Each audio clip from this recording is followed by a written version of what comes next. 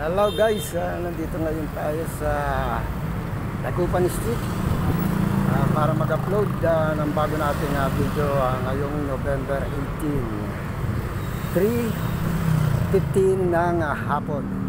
Ito guys, nandito tayo. Ito yung Dagupan. Going to Clara M. Recto, Visoria guys. And sa right side naman natin guys, going to Tayuman Street. Diretso yan, Tayuman, Herbosa. Yan, Tayuman Street guys. Ito ang Dagupan. Dito rin tayo guys, malapit din nga pala tayo dito sa natin guys ha. Dito rin tayo malapit sa PNR. Along Tutuban Center. Ito Dagupan Street ito guys. Napaturo ko sa inyo yung Tayuman, yung PNR and Tutuban. Ayan guys. Ayan ang PNR guys. Yan, PNR. Ayan, dami na rin mga building dito guys na bagong tayo. Ito ang Tutuban Center.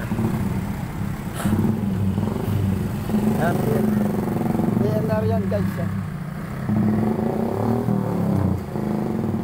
Kunin natin yung kanilang mga sign. Ito Tutuban guys.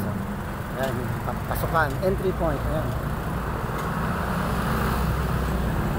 Tutuban Center. Ito yung kanilang gate.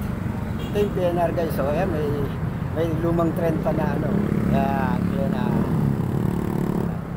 Ayan, ito yung gate. Muli guys, lakad ulit tayo. Ayan, puntahan ulit natin yung Dagupan Street. Ayan ang ating featured location ngayon guys.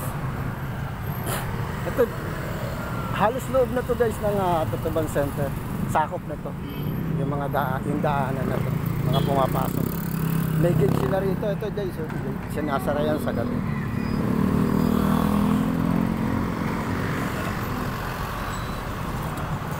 Ayan guys, bigasan yan dito sa Tutuban, sa Dagupan. Ayan mga bigasan. Dito tayo guys sa left side. Kasi medyo mahaba-haba ito guys sa Dagupan na to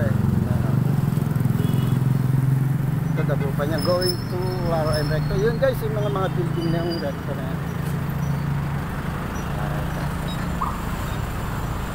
Tayo guys, konti para medyo malaman natin kung ano mga meron dito sa Dagupan. Ito guys, building taas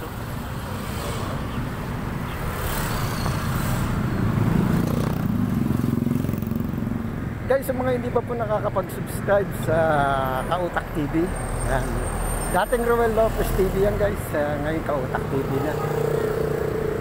Please guys, support my channel, Kautak TV. At don't forget na rin guys na pag-like and share ng ating channel para mas marami pa pong makakapanood ng ating mga video na upload dito sa YouTube. Ayan guys, supportahan po natin guys ang ating channel, Kautak TV.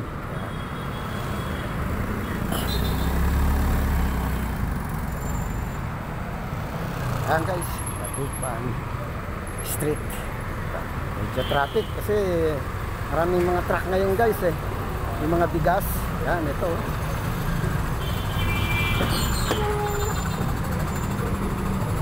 ayan, truck na naman yan guys maabante. Ayan, mga bigas ayan, dahil na madaan guys kaya kasi nagkaka-traffic dahil sa mga truck.